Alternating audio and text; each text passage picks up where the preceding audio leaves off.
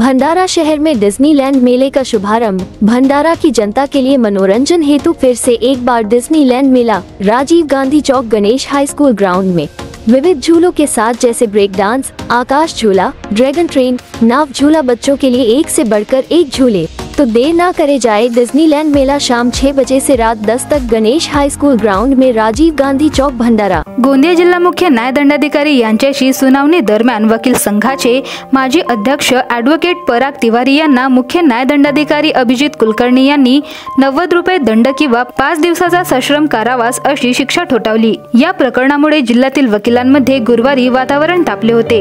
या प्रकरणावर नाराजगी व्यक्त करीत तुमसर तालुका वकील संघाच्या वतीने 8 फेब्रुवारीला न्यायालय परिसरात लेखणी बंद आंदोलन करण्यात आले।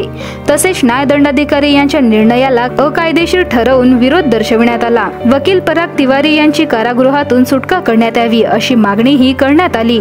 सविस्तर असे की 5 फेब्रुवारीला गोंदिया जिल्हा न्यायालयात धनादेश अनादर प्रकरणावर सुनावणी होती। पक्षकाराचे वकील म्हणून पराग तिवारी हे न्यायालयात काही क्षण उशिरा हजर झाले। यावरून न्यायदंडाधिकारी कुलकर्णी यांनी नाराजगी व्यक्त केली। दरम्यान न्यायमूर्तीकडून करण्यात आलेल्या वक्तव्यावर पराग तिवारी यांनी आक्षेप घेतला। भर न्यायालयात न्यायदंडाधिकारी व वकील पराग तिवारी यांच्यात शाब्दिक चकमक झाली। न्यायालयात झालेल्या संभाषणामुळे परिणामी न्यायालयाचा अवमान केल्याबद्दल पराग तिवारी यांना न्यायमूर्ती कुलकर्णी यांनी तूर्त आर्थिक दंड व दंड न भरल्यास 5 दिवसाची शिक्षा सुनावली। यावर वकील तिवारी यांनी दंड न भरण्याची भूमिका घेतल्याने त्यांची कारागृहात रवानगी करण्यात आली। न्यायालयाच्या निर्वाड्यावर जिल्ह्यातील सर्व न्यायालयीन वकील संघाकडून नाराजगी व्यक्त केली जात आहे।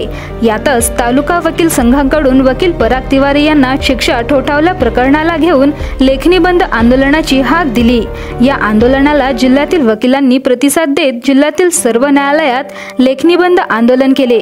त्यामुळे येथे वकिलांचा पेन डाऊन आंदोलनामुळे न्यायालयाचे काम प्रभावित झाले। अशा अनेक प्रकारांमुळे वकील असुरक्षित झाले आहेत। त्यांच्या संरक्षणासाठी कोणताच कायदा अंमलात आणला गेला नाही, त्यामुळे असे प्रकार घडत आहेत।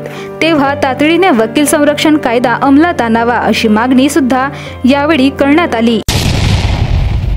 गोंदिया येथील ॲडव्होकेट पराग तिवारी यांच्यावर तेथील मुख्य न्यायदंडाधिकारी यांनी चुकीची कारवाई केली आणि त्यांना तुरुंगात पाठवलं। हे त्यांच्यावर झालेली कारवाई पूर्णतः अन्यायकारक आहे आणि चुकीची आहे। त्याविरुद्ध आम्ही त्यांचा झालेल्या कारवाईचा निषेध करीत आहोत।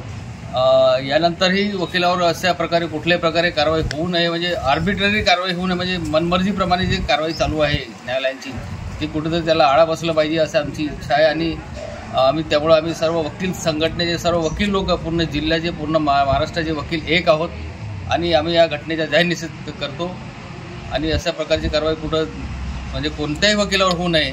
आणि पुन्हा एक मागणी आमची शासनाकडे ॲडव्होकेट प्रोटेक्शन ॲक्ट लागू झाला पाहिजे, जेणेकरून वकिलांनी त्यांच्या कुटुंबियाचे संरक्षण झाले पाहिजे, त्यांच्या हिताचे रक्षण झाले पाहिजे, अशी आमची मागणी आहे।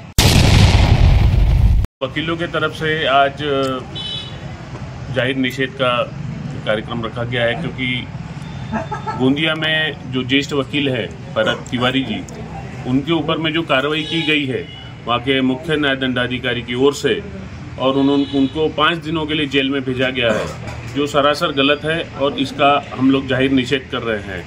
शाब्दिक जो चर्चा के दौरान या ड्यूरिंग आर्ग्यूमेंट उन्होंने जो भी वहाँ पर हुआ, जो घटित हुआ वहाँ पर, वो को 4 दीवारी के अंदर वाला ही था, कोर्ट के अंदर ही हुआ इंसिडेंस है वो।